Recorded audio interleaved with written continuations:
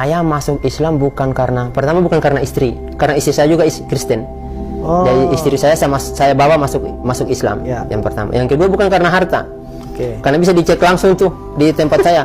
Saya waktu sebulan sebelum masuk Islam, pembagian harta tuh. Dapat rumah 1, kamar 5, ruang tamu 2, kamar mandi 2. Itu dijual 70 juta tuh waktu saya masuk Islam. 70 juta ya? Iya. Besar ya? Mahal karena harga tanah di sana 1 hektar 5 juta. Masya Allah. Jadi kalau harga rumah 70 juta gimana tuh? Iya. Rumah itu berdiri di atas lahan 1 hektar. Masya Allah. Nah gitu. Yang kedua bukan cuma rumah, dapat tanah 4 hektar. Dapat tanah kakao 2 hektar, dapat motor 1. Itu waktu saya sebelum masuk Islam. Sebulan sebelum saya masuk Islam. Berarti ya kecukupan lah. Iya, kecukupan lah. Kalau mau bilang harim aneh udah ada ya. Udah ada. Mau bilang harta cukup. Mau apa lagi? Nggak ada. Jadi saya betul-betul belajar. Saya belajar agama Kristen dari 2012. 2012 saya belajar. 2013 saya putuskan untuk ateis. Tidak beragama karena agama Islam agama yang saya perangi Pak waktu saat saya di Poso. Ketika saya Kristen, kerusuhan 1998 saat itu saya masih STM sekolah tapi sambil kerja di bengkel. Kemudian pecah 2000, kemudian umat Islam bangkit tahun 2002. Alhamdulillah Allah beri saya umur panjang, saya tidak mati saat kerusuhan sehingga saya bisa memeluk Islam. Saya dulu perangi umat Islam. Nah, jadi ceritanya saya udah mulai lihat kejanggalan di agama saya. Ya, maaf, saya bukan menjelekkan agama Kristen. Ini kan versi saya. Kenapa mau tinggalkan agama Kristen? Ya tentu ada hal yang saya tidak suka. Yang pertama, setiap kali kita mau hari raya Natal, tahun baru, selalu bawaannya minum-minum, mabuk-mabuk. Ya kan? Nah, sehingga saya putuskan 2012 saya harus belajar nih. Karena saya sudah punya anak nih, udah punya istri, punya anak. Mau saya bawa ke mana nih anak saya ini? Benar tidak agama yang saya anut saat ini? 2010 saya ngomong sama istri, mulai sekarang saya harus belajar agama. Saya mulai setiap jam 7 malam tuh. Setiap jam 7 malam sampai jam 10 malam udah ngantuk tidur. Jadi ada doa saat itu yang saya selalu panjatkan ketika memegang Alkitab. Jadi saya kan punya meja tuh dalam kamar saya. Sebelum ketika saya pegang Alkitab, saya berdoa sama Tuhan. Ya Tuhan ya Allah. Jadi doa saya saat itu bukan Allah kan? Ya Tuhan ya Allah, berikan saya petunjuk, berikan saya kemampuan untuk bisa memahami Alkitab ini, isinya ini. Setiap saya kali belajar, udah mulailah saya buka, saya pelajari. Mulailah saya dapat. Wajib kita disunat. Kalau tidak disunat dibunuh tuh.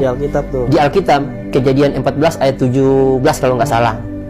Wajib tuh kita disunat. Karena Yesus juga disunat. Kemudian wajib tuh pakai jilbab.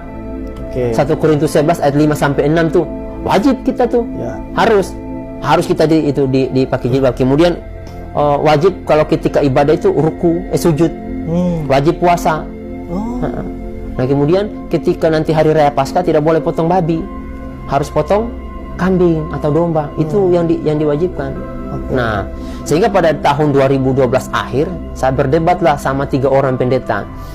Yang pertama pendeta YHK Luti, yang kedua pendeta Imran Pombu, yang ketiga nih yang saya tunggu-tunggu nih, dia master teologi lulusan Manado, Sulawesi Utara, namanya IGD Made Supratniana, master teologi. Nah, saat dulu ketika saya sudah debat sama 2 orang pendeta ini, saya tidak dapat jawaban yang memuaskan. Nah, sehingga saya tanya sama tante saya, bilang, "Tante, di kepengurusan pendeta ini yang paling tinggi ilmunya siapa ya?" Master. Itu master. Nah, udah alhamdulillah Allah datangkan tuh yang masternya tuh. Saya dekati tuh yang masternya. Saya mau nuntut ilmu sama dia. Saya ajak debat lah. Istri saya sebagai saksi di situ. Istri saya saksinya tuh. Sama 1 orang namanya Sam. Jadi kita bertiga tuh. Saya datang debat sama dia. Saya mau bahas tentang ketuhanan Trinitas. Saya mulai ragu dengan Trinitas itu. Ketuhanan Yesus itu saya betul-betul sanksi perihal itu. Sehingga kita berdebatlah sama pendeta. Saya bilang, "Pak Pendeta, yang saya mau tanya terlebih dahulu, 1, ini Alkitab fungsinya apa?" Itu sama master tadi. Iya, ini sama masternya. Ini fungsinya apa Alkitab? Apakah sebagai petunjuk atau buku bacaan? Kalau buku bacaan tentunya habis kita baca simpan. Nggak perlu kita jadikan pedoman hidup kan? Oh enggak Pak, ini pedoman hidup, petunjuk hidup kita biar kita selamat dunia dan akhirat. Wih, bagus tuh kalau begitu. Nah, pertanyaan saya simpel.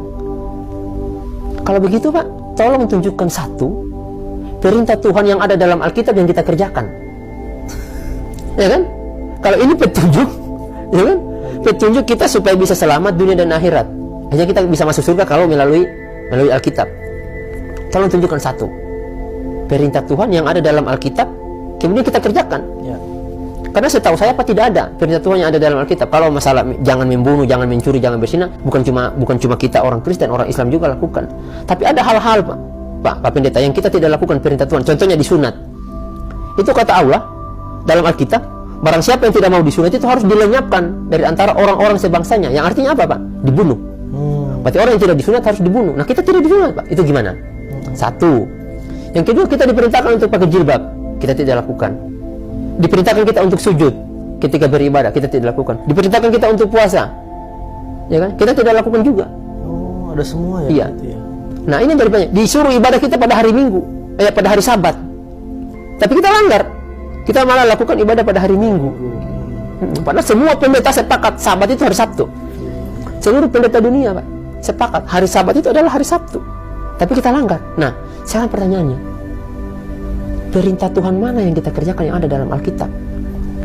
Oh, kita Pak, kata pendetanya, kita akan merujuk pada keputusan gereja. Oh, iya. Keputusan gereja. Nah, saat itu saya sih alhamdulillah, saya sudah sedikit belajar sama teman yang orang Islam. Jadi dia sampaikan ke saya begini, Jem. Biasanya saya dipanggil Jamie situ. Begini Jem, orang Islam itu siapapun dia yang ngomong, mau entah itu ulama dari manapun, mau dia ustadz, kiai, syekh dari Arab sekalipun, kalau apa yang dia sampaikan tidak sesuai dengan Al-Quran dan Sunnah, tinggalkan. Selesai urusan. Itu Islam. Nah, orang Islam punya prinsip seperti itu Pak. Nah, seharusnya kita punya prinsip seperti itu. Nah, yang saya mau luruskan di sini Pak, bisa tidak kita seperti itu? Oh, sama pendetanya? Iya, sama pendetanya. Kan ini kan tidak sesuai. Apalagi Pak perayaan Natal. Saya Pak sudah buka Pak dari kitab Kejadian sampai kitab Wahyu. Saya tidak dapatkan tanggal 25 Desember itu hari kelahiran Yesus.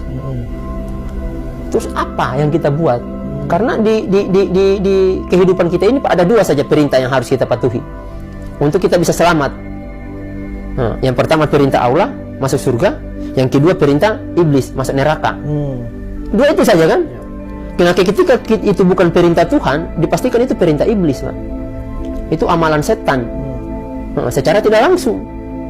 Nah, ini yang kita lakukan. Kita rayakan perayaan Natal, kita rayakan ibadah pada hari Minggu, ya kan? Kita makan babi, dilarang oleh Tuhan, tidak disunat, tidak puasa, tidak menutup aurat, tidak berjilbab. Padahal itu jelas aturannya. Terus kita lakukan perintah siapa?